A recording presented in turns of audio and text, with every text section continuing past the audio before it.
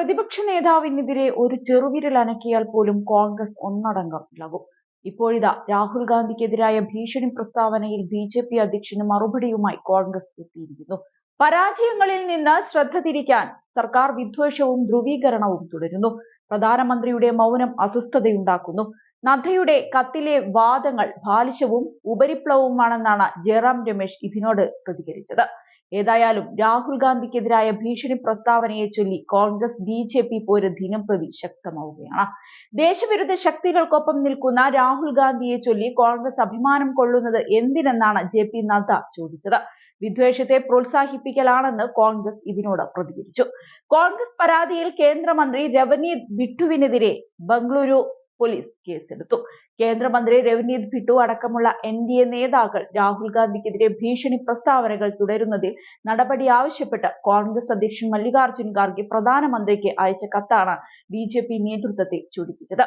കോൺഗ്രസിനെ കടന്നാക്രമിച്ച് 3 പേജുള്ള മറുപടി കത്താണ് ബി.ജെ.പി. അധ്യക്ഷൻ ജെ.പി. നദ്ദ ഖാർഗെക്ക് അയച്ചത്. രാഹുൽ ഗാന്ധിയും മറ്റു നേതാക്കളും ചെയ്ത കൊള്ളരുതായ്മകൾ മറച്ചുവെക്കുന്നതാണ് ഖാർഗെയുടെ കത്ത്. രാഹുൽ വിദേശ ശക്തികളുടെ പിന്തുണ തേടുകയാണ്. രാജ്യത്തെ ഭിന്നിപ്പിക്കാൻ പ്രേരിപ്പിക്കുന്നു. പ്രധാനമന്ത്രിയെ മരണത്തിന്റെ വ്യാപാരിയെന്നും കള്ളനെന്നും വിളിച്ചതും കത്തിൽ ഓർമ്മിപ്പിച്ചിട്ടുണ്ട്. രാജ്യ താൽപര്യത്തിനു വേണ്ടി പ്രവർത്തിക്കാനുള്ള ജ്ഞാനവും ശക്തിയും കോൺഗ്രസിന് നൽകണമെന്ന് പ്രാർത്ഥിക്കുന്നുവെന്ന് പറഞ്ഞാണ് കത്ത് അവസാനിപ്പിക്കുന്നത്. ബംഗളൂരു പോലീസ് കേസെടുത്തിട്ടും രവനീത് ബിട്ടു പ്രസ്താവനയിൽ ഉറച്ചു നിൽക്കുകയാണ്.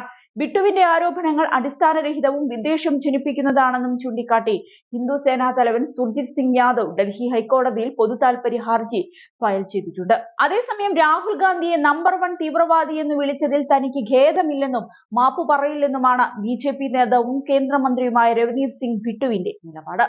ഗാന്ധി കുടുംബം പഞ്ചാബിനെ ചുട്ടെരിക്കുകയും അതിന്റെ ഫലമായി സംസ്ഥാനത്തിന് തലമുറകളുടെ ജീവൻ നഷ്ടപ്പെട്ടുവെന്നും നേതാവ് തുറന്നടിച്ചിരുന്നു.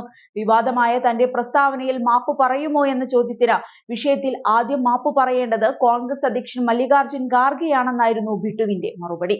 രാഹുൽ ഗാന്ധിയുടെ അതേ നിലപാട് തന്നെയാണോ കോൺഗ്രസ് പാർട്ടിക്കുമുള്ളതെന്ന് അദ്ദേഹം വ്യക്തമാക്കണമെന്നും ബിട്ടു ആവശ്യപ്പെട്ടിരുന്നു. 3 ദിവസത്തെ US സന്ദർശനത്തിനെത്തിയ രാഹുൽ ഗാന്ധി രാജ്യത്ത് വർദ്ധിച്ചുവരുന്ന മതപരമായ അസഹിഷ്ണുതയിൽ ആശങ്ക പ്രകടിപ്പിച്ചിരുന്നു. രാജ്യത്ത് സിഖ് വിഭാഗക്കാർക്ക് സ്വതന്ത്രമായി തങ്ങളുടെ മതപരമായ കാര്യങ്ങൾ ചെയ്യാനാവുന്നില്ലെന്നായിരുന്നു അമേരിക്കൻ സന്ദർശനത്തിനിടെ രാഹുൽ ഗാന്ധി പറഞ്ഞത്. സിഖുകാരനായ വ്യക്തിക്ക് രാജ്യത്ത് ടർബൻ ധരിക്കാൻ സ്വാതന്ത്ര്യമുണ്ടോ, ഗുരുദ്വാരയിൽ പോകാൻ അനുവാദമുണ്ടോ തുടങ്ങിയ ചോദ്യങ്ങൾ ഉന്നയിച്ച അദ്ദേഹം സിഖുകാർക്ക് രാജ്യത്ത് മതസ്വാതന്ത്ര്യമില്ലെന്നും തങ്ങളുടെ പോരാട്ടം എല്ലാ മതങ്ങൾക്കും വേണ്ടിയുള്ളതാണെന്നും ചൂണ്ടിക്കാട്ടിയിരുന്നു. ഇതാണ് ബി.ജെ.പിയെ ചൊടിപ്പിച്ചത്. US-ലെ വിർജീനിയയിൽ നടന്ന പരിപാടിയിലാണ് ഇന്ത്യയിലെ മതസ്വാതന്ത്ര്യത്തിന്റെ അവസ്ഥയെക്കുറിച്ച് സിഖുകാരെ ഉദ്ധരിച്ച് രാഹുൽ സംസാരിച്ചത്.